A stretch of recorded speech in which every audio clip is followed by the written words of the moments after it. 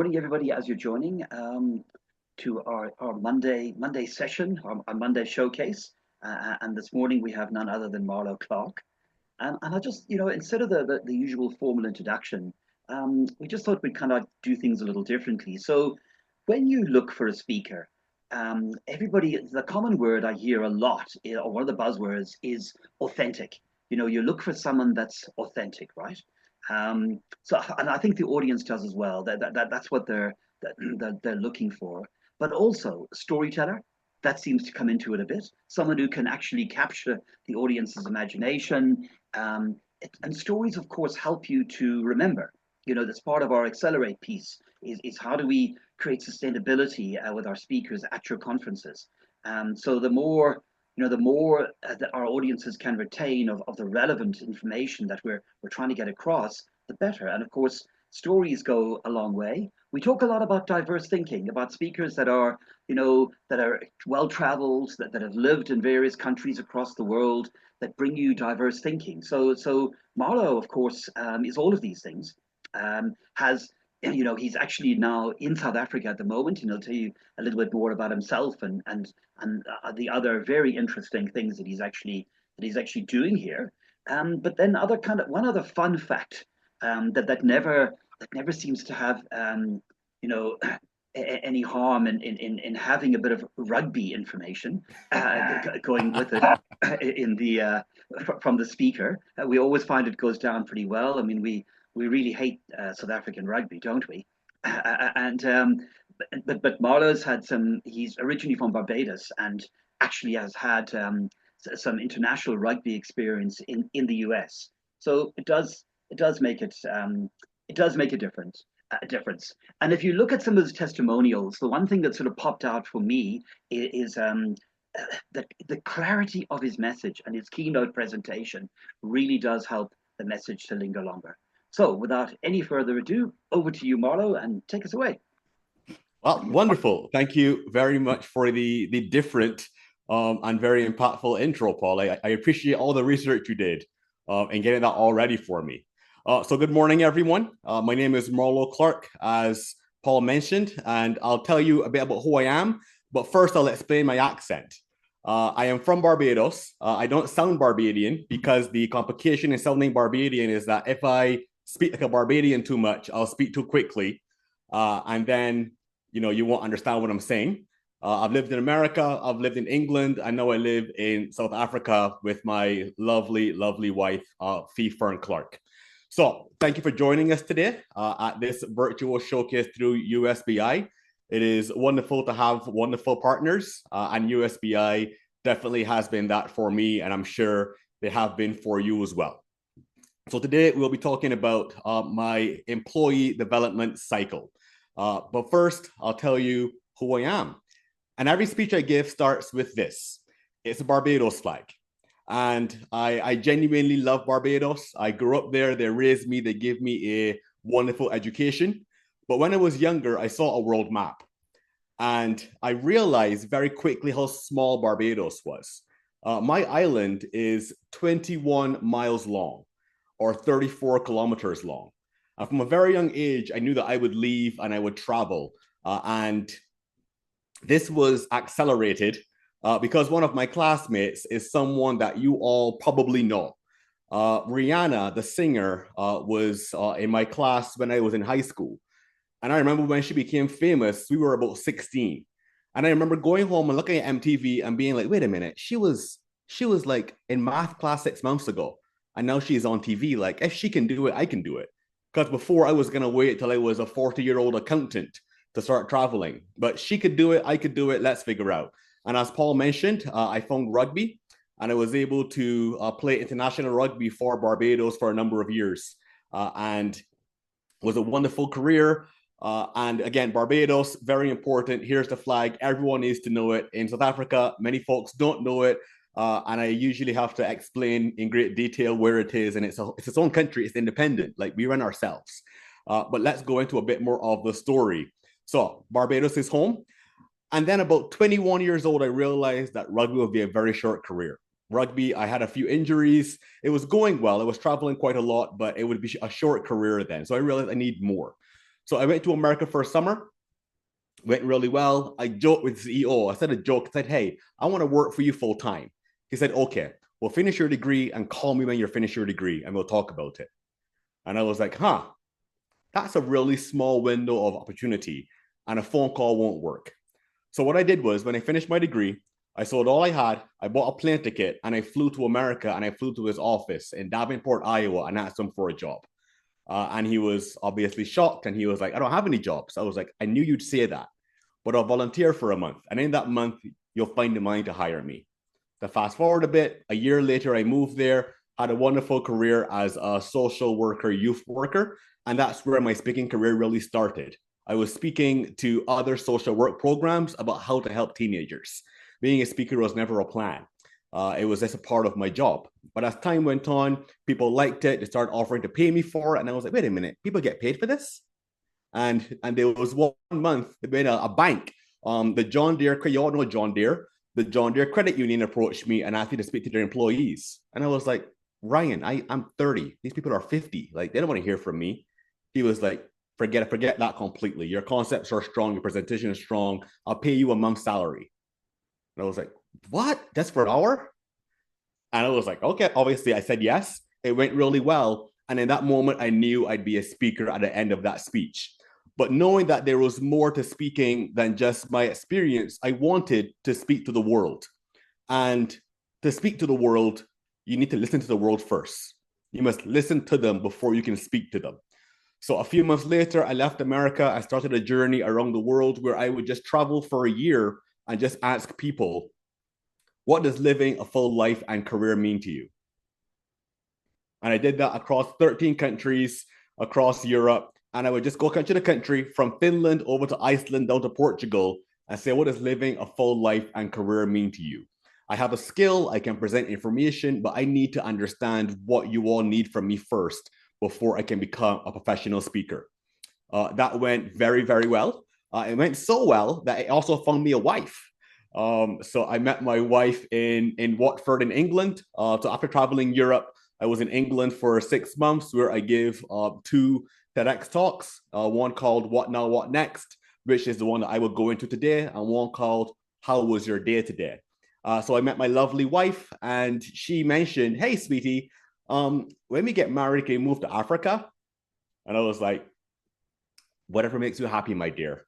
So she wanted to come to Africa and study vultures. So said, so done. About 2 years after we got married, we moved to Africa, initially for 2 years. And 2 years is next month. And we don't plan on leaving because South Africa is now home. Here I was able to, use my concepts in a new environment and work in a new environment. So my wife studies vultures. Before the call, Paul and I were talking. There was a vulture poisoning in the Kruger where 100 vultures died.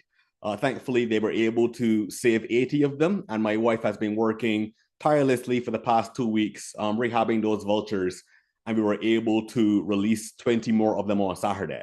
So my father-in-law always says it's wonderful that, Fee helps the animals and Marlo helps the people. So we kind of cover the whole gamut there with Fiona and I.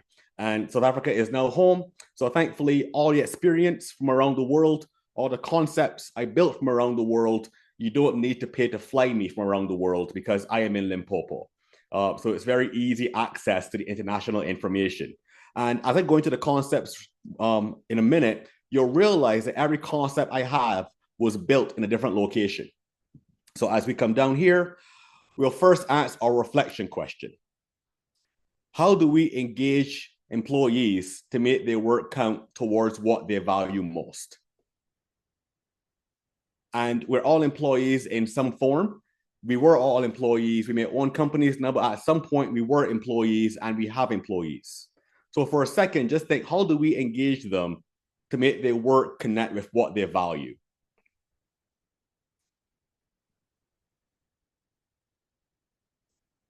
Because a lot of the time, work could feel transactional. Is you show up and you give time, and then, well, they give you time and you give them money. And it's a disconnect between work and life. It feels like a friction almost between the two of them. And in my work, as I led teams in America, in Barbados, and in England, and as I lead volunteer teams in Africa, I realized that it's a lot more efficient to engage employees so they have a strong connection, not just to the work, but how the work is able to allow them to live the life they want to live. It is a big job.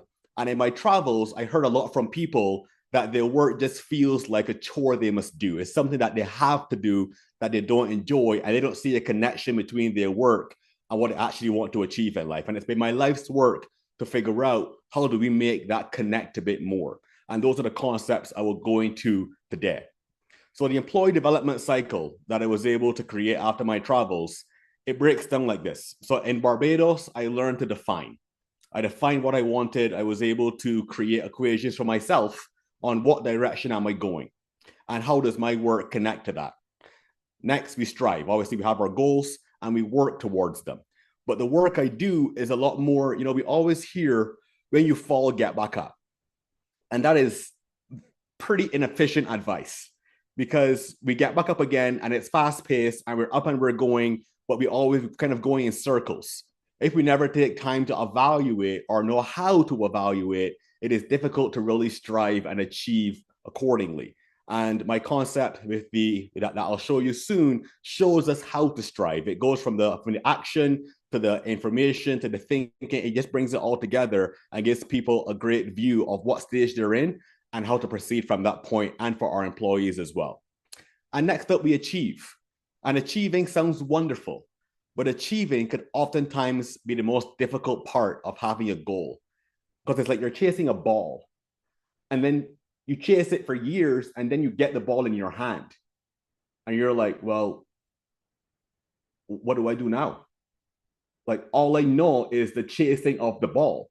Like, I've been chasing the ball for years. I have it, but what do I do with it? I never actually defined why I want this ball. And when I moved to America, I'll tell you, it was about 2 years of work to be able to appreciate that I've achieved my goal in life, because all I knew was the chase. And life could feel often like a strive and achieve cycle. Like, we strive for something and we achieve it, and then we go right back to strive again. And we get stuck in this cycle. It can often feel like at 10 years old, we pick up a pencil and then stuff happens in the middle and we retire. But now, how do we go about sharing? And sharing is one of the final steps of the cycle. Whereas we achieve what we want, how do we go about? We'll continue to strive, but how do we go about sharing it with other people? Sharing our time, our talent, and our treasure with other people, helping them define and strive and achieve as well. That is where life really becomes a complete cycle, not just striving and achieving and then retiring and wondering, well, don't I have it figured out yet? So some guiding questions for us, and these all connect to the stages of the cycle. First off, what am I striving for? How do we get there? How do we know we are there? And lastly, what do we do when we get there? Now, when we're younger, are we ever taught to think through these questions, or do we go from goal to goal to goal to goal to goal? So today I will cover the first two: is what are we striving for and how do we get there? And these are for you and your employees as well, as let's make it work a lot less transactional and a lot more, what are they striving for and how are we a part of that? So define concepts, and then there are deeper concepts on these. Today I will summarize for our 25-minute showcase, but I'll give you an overview of how I process information and connect the story as well. Any good speech is story, humor, and wonderful information. So I've given you the story, you've had a bit of humor, and now we get to the information. So the story and the information connects well and gives you a great view of where we're going. So simplifying our direction. We always hear about having a passion, all right? Passion is a very nice buzzword. It feels good to have a passion for life. But what does that actually mean? And we hear have an intention. In the things we do, you want to be intentional with that. But how do we know we're being intentional? We hear these words a lot, but what do they actually mean? And lastly, we hear have a purpose. Have a purpose in life. Where you want to get to. But what I've realized is that the passion is why. Why do we do what we do? In the morning, we wake up, and I know Kathy has a wonderful son who plays cricket. And the why is, I want that young man to live a wonderful life. I want, in my heart, when I wake up, my heart beats for that young man. and I want him to have a wonderful life. I see Kathy smiling very large there. We had a conversation about her son playing cricket, and going to the cricket matches. For me, my passion is also my family. My family in Barbados, we grew up poor. I was able to leave and travel and experience. That's the why. That's the emotion. But emotions are wonderful as a starting point. The intention now is, what action do we take? The action now, and many times, is a career providing resources. And without the jobs we do, we won't be able to take care of our families the way we want. And the purpose is not something in the future. It is not something over there that we eventually get to. Purpose is simply, what do you want to be? And right now, I want to be a supportive son and husband. You may want to be a wonderful parent. You may have other passions. Your passion may be traveling. Your intention is to do a job that gives you resources to be able to make money, because your purpose is to be worldly and to be experienced and meeting other people. But when we break down our passion, intention, and purpose to make it less mystical, we can say the employee really cares about their family. And without this job, it'd be difficult to be a wonderful parent. It'd be difficult to be a supportive son and husband without this career that I have the privilege of doing. It is not something you do and you trudge through. This is something you do 8-9 hours a day. And it's an integral part of our lives. And this allows us to go nearer towards where we want to be. And talking to people find purpose very difficult, because it always feels like it moves and changes. And purpose is never over there. Because as soon as you get over there, it's then over here. And then it's over there. It always moves. We want to go towards that direction. It is not about arriving at it. It is the journey to that direction, not about appreciating it just at the destination. Now, oftentimes we're passionate about something, we take intentional steps, and we know our purpose and we're going towards it, but there's friction. Things aren't working out the way that we plan. No, I want you all to see yourself in this equation and almost write down for yourself what keeps you going. What do you want to be? Because when your kid moves out, the purpose will change. So then obviously the action will change. So when I moved to America, my passion was travel and helping people. My intention was to work in America, help young people travel the world. I wanted to be a traveler. But a point came where my passion changed. I wanted to be a speaker. I wanted to be with my family more. And speaking allows that. So I was able then, my passion changed from travel to my family. My intention was to travel, meet people, appreciate the world, because my purpose was to be a speaker and to be with my family. So have your employees see themselves in this, and it's your job as a supervisor to understand what drives them. And when you know what drives them, you're able to speak their language and engage them in ways towards their goals and the company's goals as well. So this is the define. And then we go to the strive. How do we get there? It is wonderful to have these wonderful goals, but a lot of the time we feel stuck. We're told to, you got to go fail and get back up. And I heard that for years when I was younger. And I've realized that is very inefficient advice. Failure is part of it, but how do we get back up? You see, many people, they leave you there, right? They say, when you fail, get back up and never give up. But then they don't tell us how to do that. And as a poor boy from Barbados, who is no longer a poor boy from Barbados, I'm still from Barbados, but I got more than I did back then. I had to suffer through this process and grow through it myself. And in the program I ran, watch young people suffer through it until I realized, here's how you visualize the process. You can see, I'm at this stage, I'm at this stage. Now let's work through it. Now envision yourself, envision your employees, envision anyone, find someone in your mind who you know is striving a lot and doing their best, but stuck in that, get back up, get back up. Let's go through it and show you how getting back up is part of it, but a more holistic process on the how to do that incrementally. So we do something, we take an action. We're passionate, we choose our intentional action, and we put all of our thought and passion into it. And then it doesn't work. Because after you do it, you get feedback. Now, we get positive feedback or negative feedback. And I want to pause for a second to really go into this, because feedback We often call it success or failure, but failure sounds like a bad word, right?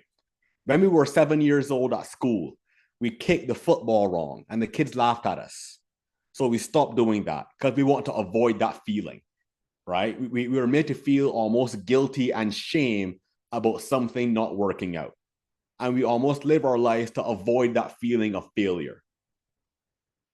But if we rebrand failure as simply information, that's all it is. It is no guilt. There is no shame. You did nothing wrong. You took an action. It didn't work or it did work. It's just information. So my whole thing in speaking is to help people rebrand failure as just feedback. Now, when you see it as feedback, you can start finding the information in that feedback. But usually we want to avoid that feeling of guilt and shame. So we just run right back to doing again. We don't want to have that feeling. So we get negative feedback and we do negative feedback and we keep going in that cycle without actually improving because we avoided the information that was available to us in that negative feedback or perceived failure. But a lot of the time, because you failed doesn't mean you're a failure. It is just at that moment. Now, you may have an employee you have who is very passionate and they're doing their best and they're trudging and they're going around and they're not doing well because they're trying to avoid that feeling of failure and disappointment. It is just information. It is just feedback. Now, what do we do then? We think about it, right? We should stop. Is like, wait a minute. I took this action. It didn't work. Why didn't it work? Some part of the equation, some part of my evaluation didn't go well.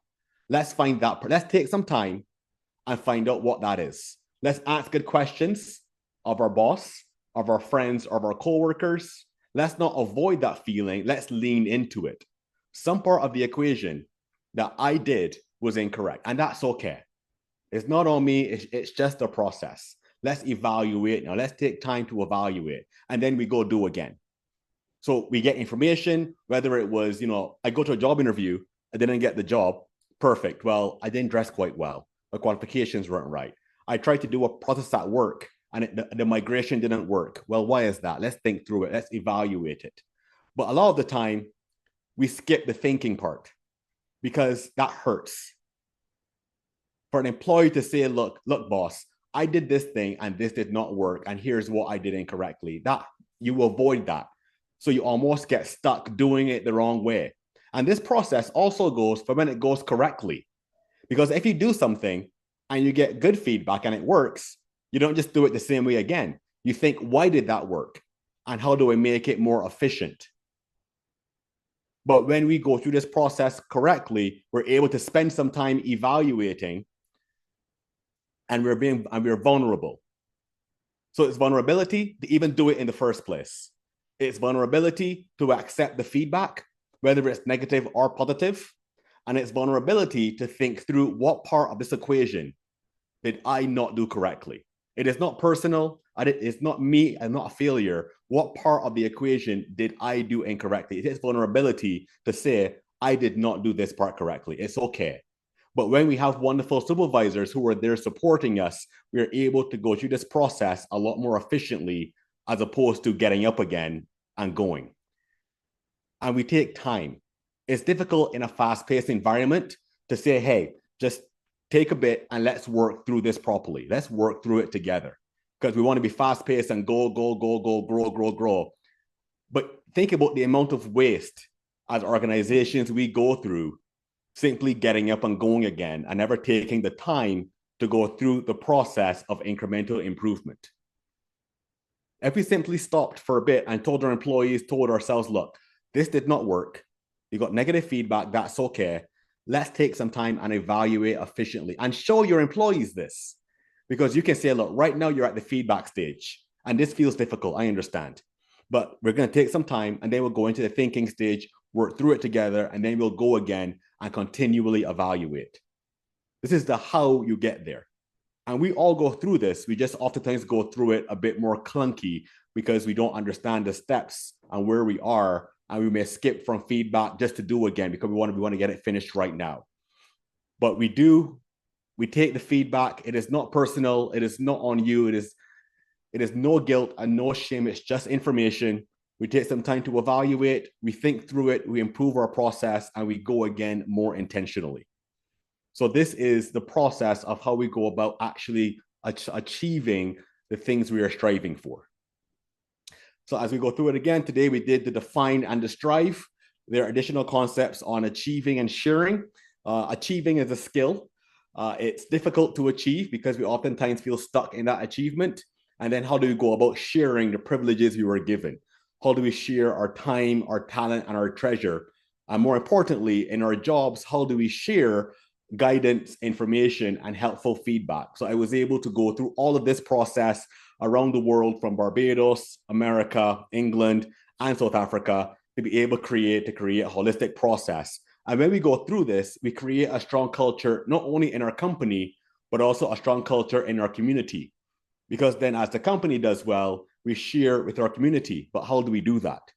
Many times we start giving money, and money is wonderful, but we can share our time, our talent, or our treasure with our community. And money is great, but I could tell you all about being in rural villages and showing up and asking them, hey, how can I help you? I'm from Barbados. I'm here. I want to help. And oftentimes they didn't say money. And I have endless stories on going to a village in Ekenuk and say, how can I help? And they didn't want money. They wanted me to teach their kids how to garden. They wanted me to share with their kids that, yes, you're in a village with a pit toilet, but there's more for life. This guy from Barbados grew up the same way you did. Hear his stories, hear from him, grow from him.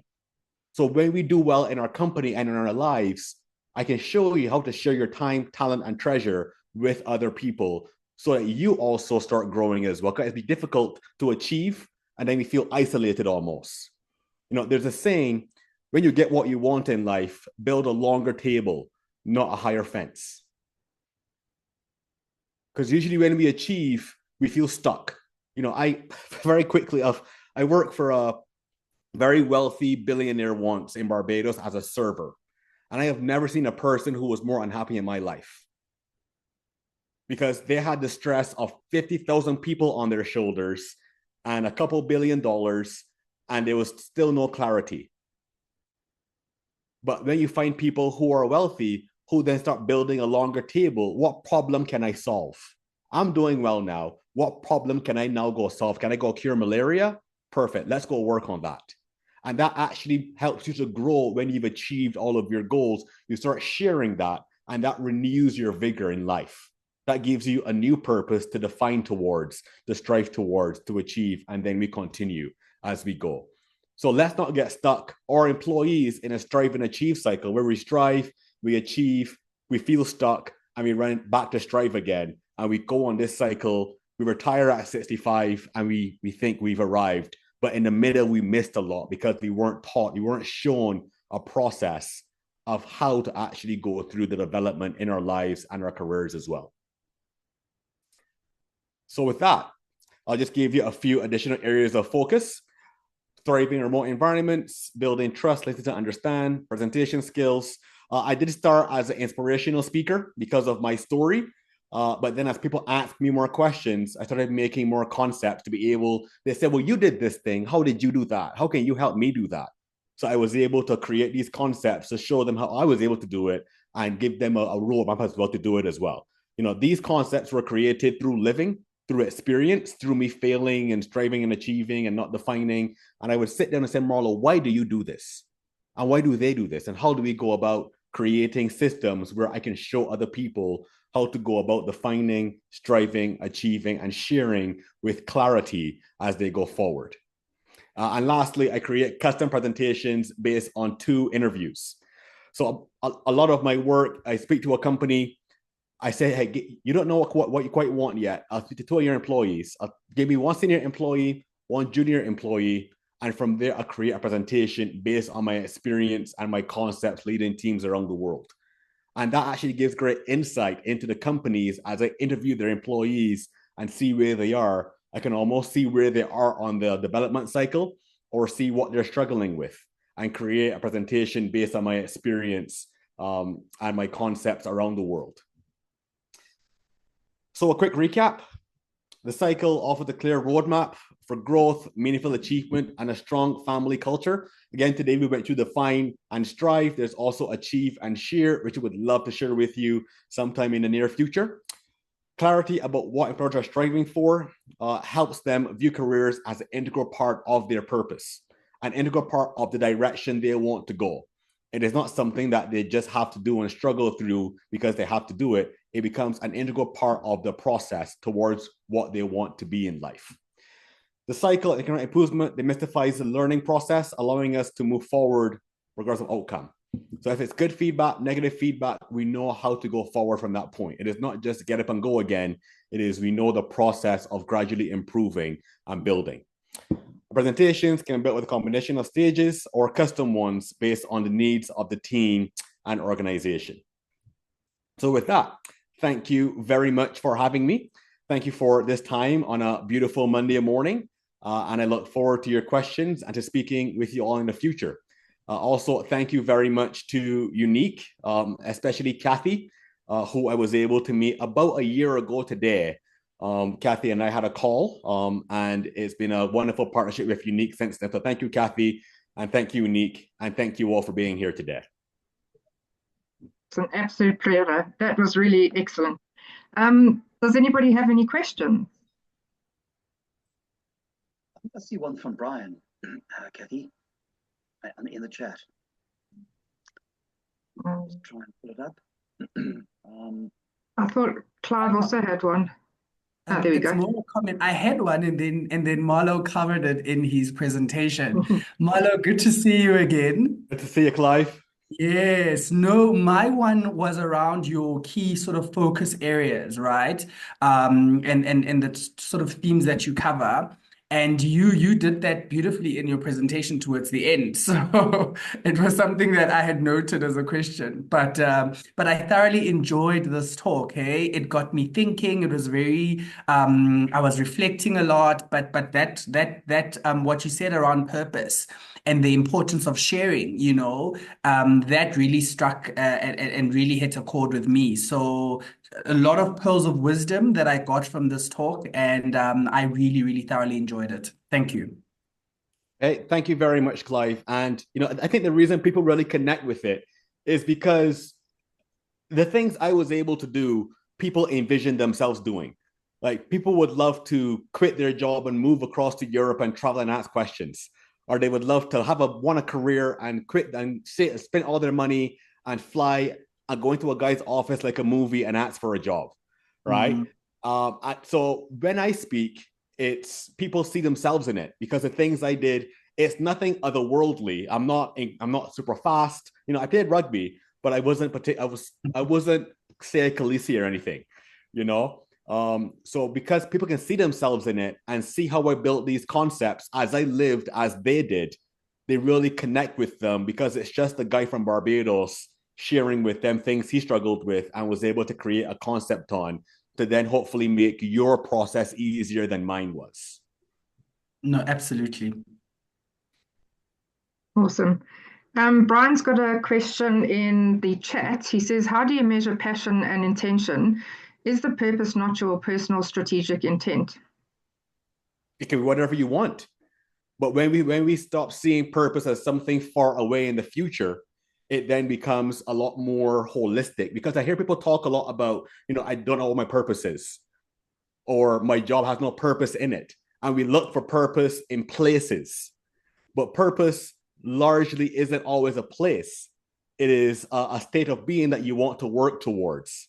So that's when we start seeing the joy in the journey because we think that when I get there, I'll be good. Like when I achieve that thing, life would be good.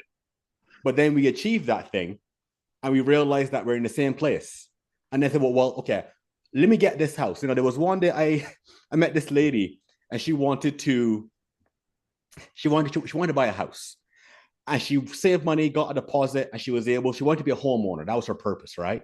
And she got this house, dreamt of it, put an offer in. And the day she moved in, she told me, it's all right, but it needs a new deck. And I was like, what do you mean? Like you worked for 10 years to get this house. I know you arrived at this place you thought you wanted to be in. I know it's no longer good enough because we were aiming for a place, but not enjoying the process to get to that place. And that place may change. And as for measuring passion and intention, I don't think it's something that it has to be measured.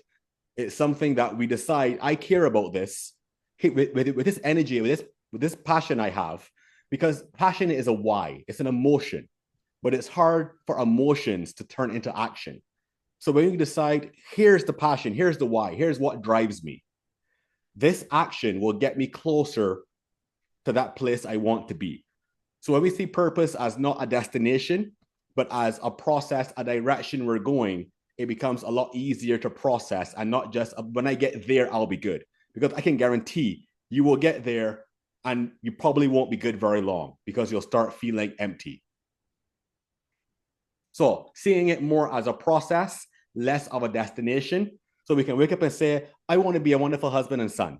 How do I do that? Today, and also, thank you, Brian, for giving me the segue.